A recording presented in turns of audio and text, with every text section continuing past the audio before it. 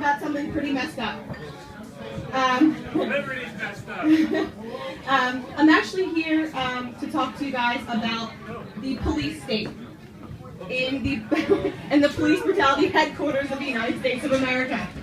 Now, a lot of people, we've talked it out, you know, we see the YouTube videos and the absolute brutality that goes on across the country, and it seems like it's just increasing, which is pretty apparent after the My NYPD hashtag backfired so epically. And it was so amazing. I have no idea what they thought was going to happen when they asked people to post pictures of themselves with members of the NYPD. But in order to figure out how to fight the police state and how to deal with it, we have to understand exactly how the situation came to be.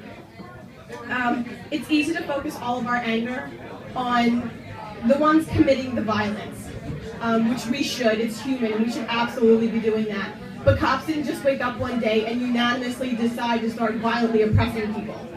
And injustice flows from the top down, and what we're seeing today is largely a result of the politicians wanting the public to walk around in fear of the police, wanting the police brutality, which causes so many people to just quietly and passively obey whatever arbitrary oppressive command the politicians decide to enact into law. So while we should be definitely holding those accountable who are blindly following the orders, the ones giving the orders shouldn't be let off the hook either. And most of us know this, which is why in an effort to fight government abuses and tyranny, a lot of people will turn to the political process for solutions by voting, campaigning, and petitioning. This approach basically amounts to begging the government for freedom, which to me has two major flaws. First, it has a completely horrible track record of ever achieving actual freedom. Second, it pretty much tells the politicians that we accept that we can only be free if and when they tell us we're allowed to be. Now, I don't know about anyone else, but I don't need a piece of paper to tell me exactly how free I can be. So, now a lot of people will ask for alternatives.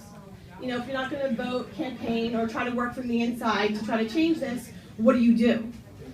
Well, I'm starting to learn that after a millennia of societies voting themselves deeper into oppression, the power we're left with is resistance and disobedience, which comes in many forms.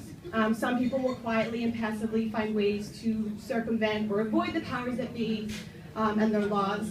Some will practice civil disobedience, and some will forcibly resist. Now,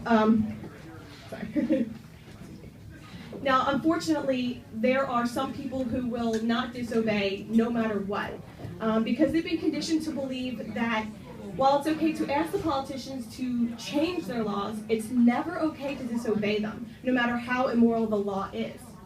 And unfortunately, most of those people who will never ever disobey an immoral law are walking around in a blue uniform, a shiny badge, and a false sense of superiority. Now, most police will try to pretend that their job is to protect and to serve. It isn't. Their job is to forcibly control the rest of us by whatever means the politicians tell them to, in whatever way they tell them to. The politicians make up commands. They call them law. And their hired guns, law enforcers, will hurt anyone who is caught disobeying that law. And police know this, which is why a lot of times you'll hear them say, I don't make the law, I just enforce it. Now, I don't know about anyone else, but that wouldn't work if I tried it. If I decided to rob a grocery store or hurt anyone, don't blame me, just doing what I was told. I'm pretty sure the police would react the same way that we should react when they use that line on us, which is, you are responsible for what you do. Now, a lot of people will make a distinction between police brutality that is legal and police brutality that is illegal. To me, that distinction is meaningless and ridiculous. If you initiate violence against someone who hasn't hurt or threatened another person, that's immoral, whether you're wearing a badge or not. Legislation doesn't dictate right from wrong. It doesn't determine right from wrong. It never did. It never will. If you use force to defend yourself against an aggressor, that's perfectly legitimate and moral. But again, if you initiate force against a perfectly innocent human being, that makes you the bad guy, whether or not there is a law saying that you're supposed to do that. Now, when it comes to police brutality, I don't care if it's politician approved or illegal police brutality. It's wrong, and it's up to the rest of us. And it's up to the rest of us to put a stop to it, which can seem really overwhelming. So a lot of people will say, well, how do we do that? Well, police are human beings. They are capable of, hopefully capable of reasoning. And whenever we can, we should begin by trying to appeal to their reason and their morality. We should try to persuade them to do the right thing, which will include disobeying immoral orders. So that can be tough to do in the moment. However, such appeals only work on people who still have the ability to reason and see right from wrong. But unfortunately, a lot of law enforcement these days don't fit that description. Now, I don't know what those shiny badges are made of, but it almost seems like once you put them on, wearing them causes some type of brain damage, where it makes a person incapable of judging right from wrong, of thinking for themselves, and it just gives them a twisted, backwards view of reality. Of course, not every cop is the same, and they shouldn't all be treated like one. When we approach someone in uniform, or they approach us, we don't have to go in yelling and screaming and being irate.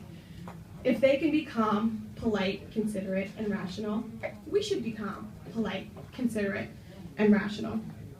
I'll be the first to admit I did not always approach police officers that way.